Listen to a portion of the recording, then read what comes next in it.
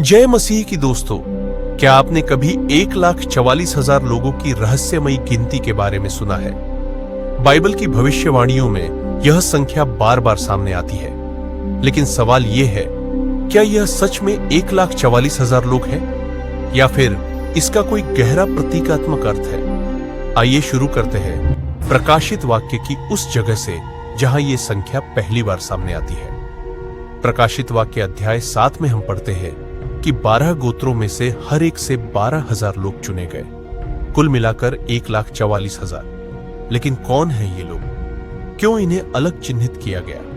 इसके बाद हम प्रकाशित वाक्य अध्याय 14 पद 4 में एक और रहस्यमयी विवरण पढ़ते हैं। ये वे हैं जो स्त्रियों के साथ अशुद्ध नहीं हुए, क्योंकि ये कुंवारे हैं। ये वे हैं जो जहां कहीं भी मेमना जाए उसके पीछे हो लेते हैं।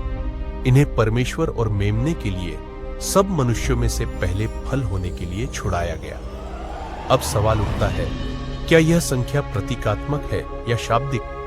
क्या यह वास्तव में 1,44,000 चुने हुए लोग हैं, या फिर यह संख्या परमेश्वर की संपूर्णता और उसके चुने हुए लोगों का प्रतीक है? आइए अब समझते हैं इस संख्या का एक गहरा अर्थ। कुछ विद्वान मानते हैं कि 1,44,000 एक परिपूर्ण संख्या है। 12 गोत्र ईटू 12,000 बराबर 1,44,000, यानी पुराने नियम की परमेश्वर की प्रजा और नए नियम की मसीही कलीसिया दोनों का प्रतिनिधित्व। इसके बाद जो बात सामने आती है वह यह है कि ये लोग कुंवारे क्यों कहे गए हैं। इसका मतलब शारीरिक नहीं, आत्मिक शुद्धता है। ये वे लोग हैं जो आत्मिक रूप से संसार के भ्रष्टाचार से बचे रहे, जो परमेश्वर के प्रति पूरी तरह समर्पित है। अब एक और बड़ा सवाल, क्या ये 1,44,000 केवल यहूदी है? प्रकाशित वाक्य में 12 गोत्रों का जिक्र होता है, लेकिन हम देखते हैं कि अगले ही पदों में एक बहुत बड़ी भीड़ का भी जिक्र आता है, जो हर जाति, भाषा और राष्ट्र से है। इससे संकेत मिलता है कि ये 1,44,000 शायद मसीह में विश्वास करने वाले सभी चुने हुए लोगों का प्रतीक है। इसके बाद समझने वाली बात यह है कि ये लोग कहां होंगे और इनका क्या काम होगा। प्रकाशित वाक्य के अनुसार ये लोग मेमने के पीछे पीछे चलते हैं, यानी ये पूर्ण रूप से यीशु मसीह के अनुयायी है। इन्हें पहले फल कहा गया है, यानी ये परमेश्वर के लिए एक विशेष समर्पित समूह है। अब एक सवाल हम सबके दिल में उठता है, क्या हम भी उनमें से हो सकते हैं?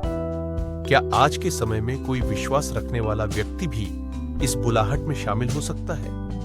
उत्तर है हां। अगर हम वफादारी से परमेश्वर की राह पर चले, पवित्र जीवन जिए और मसीह के पीछे चले, तो हम भी परमेश्वर के चुने हुए लोगों में गिने जा सकते हैं। अंत में इस पूरी भविष्यवाणी का असली संदेश क्या है? यह संख्या हमें डराने नहीं, बल्कि जागने के लिए दी गई है। यह हमें बुलाती है आत्मिक शुद्धता, समर्पण और विश्वास के जीवन की ओर। यह एक याद दिलाती है कि चाहे संसार कितना भी भ्रष्ट क्यों न हो, परमेश्वर आज भी अपने लिए एक शुद्ध और सच्चा जनसमूह तैयार कर रहा है। तो क्या आप तैयार हैं उस बुलाहट के लिए? क्या आप चाहते हैं कि जब परमेश्वर अपने लोगों को बुलाए तो आपका नाम भी उन चुने हुए में लिखा हो? अगर हां, तो आज ही अपना दिल यीशु मसीह को सौंप दीजिए, क्योंकि वही है जो हमें शुद्ध करता है और हमें उस भीड़ का हिस्सा बनाता है जो सदा तक मेमने के साथ चलेगी। तो आज के लिए बस इतना ही। फिर मिलते हैं अगले वीडियो में। तब तक के लिए जय मसीह की।